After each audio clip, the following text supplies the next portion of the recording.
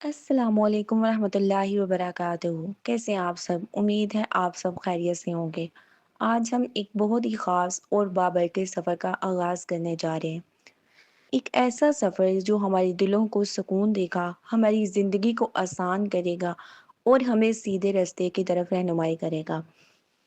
जैसा कि आप सब जानते हैं कि कुरान पाक अल्लाह ताला की आखिरी किताब है, जो हमारे लिए ज़िंदगी का मुकम्मल दस्तूर है। लेकिन अफ़सोस की बात ये है कि हमने कुरान को सिर्फ़ पढ़ने और सवाब कमाने की हद तक महदूद कर दिया है, जबकि असल मकसद ये है कि हम कुरान को समझें और अपनी ज़िंदगी में इस पर अमल करें। इसीलिए आज हम एक नए कोर्स का आगाज़ करने जा रहे हैं, कुरान पाक को बग़ैर ग्रामर के आसानी से पढ़ना। अब आप सोच रहे होंगे कि ये कैसे मुमकिन है? जी बिल्कुल, ये मुमकिन है।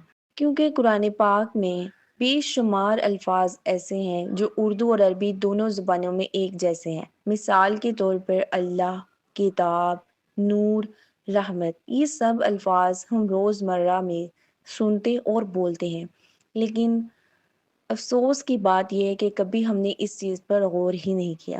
तो फिर क्यों ना हम कुरान को आसान अंदाज में लफ्ज़ ब लफ्ज़ बग़ैर ग्रामर के समझें। इसी मकसद के लिए हम मुअल्लमुल कुरान की 3 कुतुब को बतौर निसाब इस्तेमाल करेंगे। इन किताबों ने हमें ये शऊर दिया है कि कुरान को समझने के लिए सिर्फ़ इख़लास, नियत और थोड़ी-सी मेहनत चाहिए। जब हम तर्जुमे के साथ कुरान पढ़ेंगे तो हमें एहसास होगा कि हमारी ज़िंदगी के कितने मसाइल ऐसे हैं जिनके हल पहले से ही कुरान पाक में मौजूद हैं।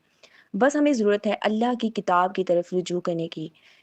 जब हम अल्लाह की किताब से जुड़ जाएंगे तो ना ही हमें किसी मज़ार पर चादर चढ़ाने की ज़रूरत है, ना ही किसी गैर के आगे झुकने की। हमारे लिए काफ़ी है कि जब हम पे कोई मुश्किल आए तो हम 2 नफ़ल अदा करें और अल्लाह के सामने रोएं और इससे दुआ करें। यही कुरान का असल पैगाम है। आज के दौर में हमारे बच्चों को दुनियावी तालीम तो दी जाती है, लेकिन कुरान को आसान और प्रैक्टिकल अंदाज में नहीं पढ़ाया जाता। जब हम खुद इस कोर्स पर अमल करेंगे तो हम अपने बच्चों को भी यही सिखा सकेंगे कि असल रहनुमाई कुरान से लेनी है। अल्लाह ताला से दुआ है कि वो हमें इस कोर्स को मुकम्मल करने की तौफीक दे, इस पर अमल करने की तौफीक दे और हमारी नस्लों को कुरान से जोड़ दे। आमीन। चले अब हम अपना पहला सबक शुरू करते हैं।